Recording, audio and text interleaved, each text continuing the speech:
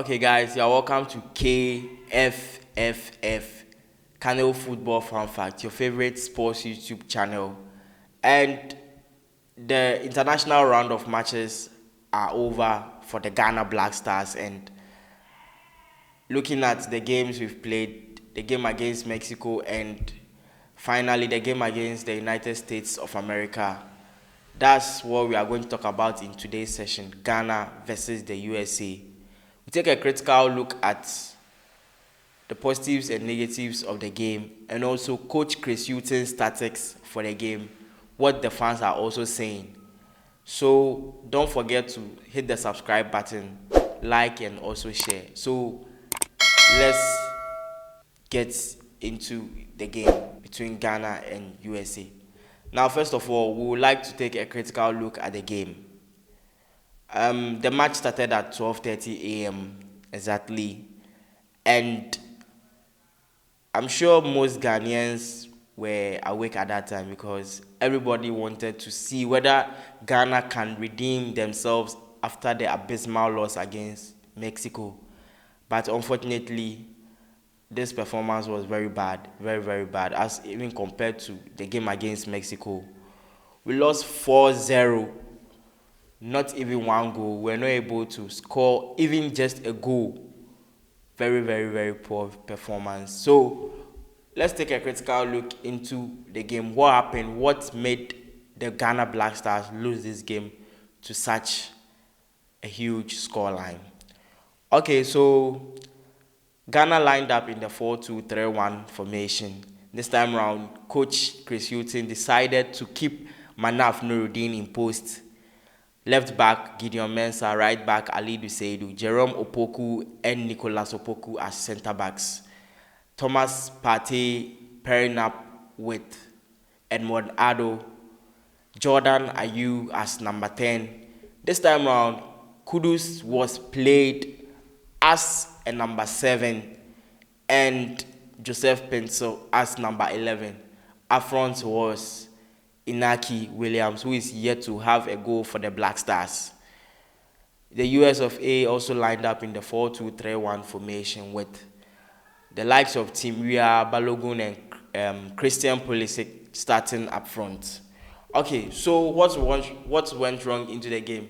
Now, first off, let's take a look at the positives. Now, for the positives of this game, Coach Chris Hughton decided to experiment. He dropped Lawrence Atizigi and started Manaf Nuruddin, of which I think was a very good idea because even though Ghana lost 4-0, Manaf Nuruddin made some very, very clinical saves. If it had not been those saves, we would have conceded at most 10. 10 or even more than that. But Manaf Nuruddin made some really good saves in that game. So I think, that's one positive we can pick from the game. And another positive is Ali Seidu. Ali Seidu was very, very good in that game. He was working tirelessly, running up and down. Even, I think in the second half, he was deployed to Gideon Mensah's position, with Kofi Schindler replacing Gideon Mensah, moving Schindler to the right back position. And Ali Seidu, who started as a right back, moving to the left back position. Ali Seidu is a very, very good player. He was, I think, one of our few best players on that day. So I think those are the two positives we can pick up from the game against USA.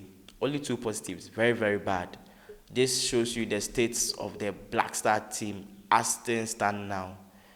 Okay, now let's move to the negatives. That's what I think most of the fans want to hear. But I'll try and wrap it up or summarize it. So, first of all, we really have a problem with our left back.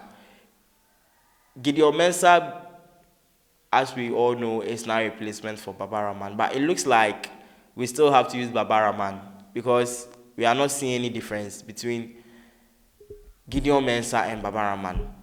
Looking at, I think, he also, Gideon Mensah caused a penalty, and also most of the goals in the first half, or all the goals, came from his side. So the United States of America realized he was the weak link. So most of the dangerous balls were targeted at Gideon Mensah's side. So I think going forward, Coach Chris Hughton has to solve this left back problem. I think maybe going forward, Coach Chris Hughton has to speak with him, because looking at some of his previous games, he has really done quite well. So maybe if he needs a psychologist or something, but he really has to do better. He really has to do better. Also, we were not able to score goals. 4-0, at least getting 2 goals against the USA wouldn't have been bad, because USA is really known for playing the attacking style of football. So at least a goal would have made Ghanaians okay, but we really have a problem with our striking issues. The link up between the midfield and strike is very bad. That's really one negative the fans noticed, or I also noticed, about the game against USA. Another thing is the defense.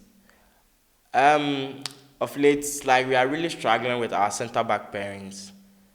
Amate and Jiku are injured, but we still have to do something. We have to solve that problem, because looking at the goals we are conceding, most of them are from defensive errors, lack of awareness, a whole lot. So I think, yeah, Coach Chris Hughton also has to check that problem. Okay, so let's move straight into the coach's tactics for the game. Now, we all know Coach Chris Hughton is a defensive-minded coach. He mostly likes to defend. This time around, it seems he was trying to attack a little bit more, because playing Jordan, Kudus, and Joseph Pencil at the back of Inaki Williams really shows this time around Coach Chris Hughton was not interested in defending, but he really wanted to attack and get the goals. But it seems it's still not working. It's still not working. Maybe he can also try the 4-3-3 formation. Yeah, trying the 4-3-3 formation, making Thomas Partey a free role player. That I think will also help. Yes, because as at now he's experimenting. So going in for other attacking formations will also help. Yeah, because very soon we'll be going into the AFCON. We also have World Cup qualifiers matches to play. So I think he really has a lot of work to do. He really, really has a lot of work to do. Our game is not progressive. We just pass, but no end product. It's really bad. We need a really progressive style of play and a system by which we can rely on. As at now, we don't know.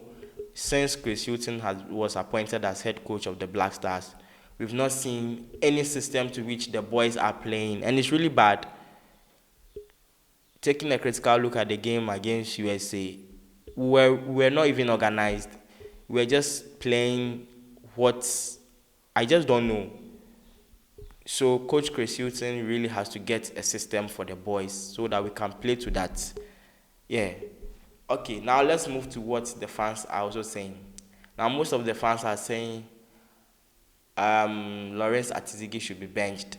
Looking at the saves Manaf Nuruddin made against USA, also Alidu Seidu should be given a chance.